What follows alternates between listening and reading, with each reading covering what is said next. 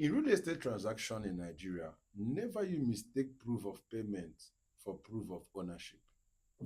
If you make a payment for a property today, does that property automatically become your own? According to some individuals, the answer is yes. But according to real estate law, that is not 100% correct.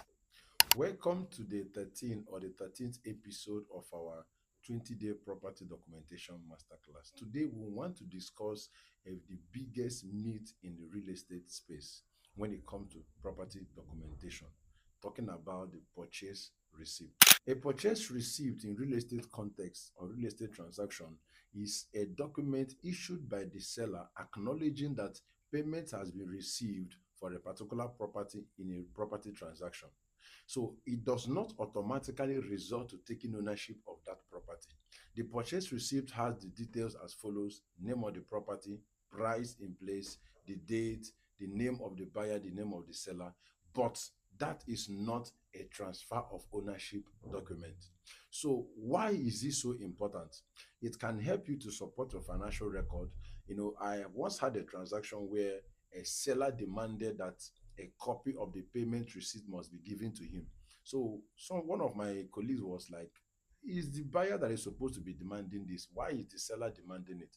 As a reason be that the amount of money you are sending into his account, the only way he can prove to the bank that that money came through a real estate or property transaction is by going to the bank with acknowledgement receipt, so that the bank will not think that he's into fraud or whatever thing again that is illegal. Even I also had an issue some time ago where my client sold a property and he demanded that we must give him the acknowledgement receipt or the payment receipt. So as a proof, he told me that, what will I tell to the bank that the money came from? Where will I tell them the money came from? And what will I tell them that money is for? Do you think that such huge amount of money will enter my account without my bank asking me where the money came from?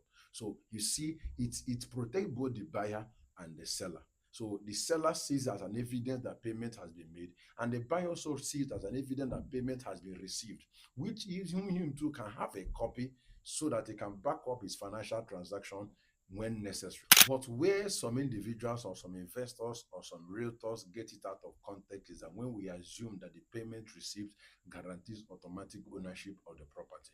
There are documents that are being used to convey ownership or being used to transfer ownership, where you have the deed of assignment or deed of conveyance or the irrevocable power of attorney, just like we use here in Imo State and other part of the Southeast. So the payment receipt is just an evidence that truly I sent money for this.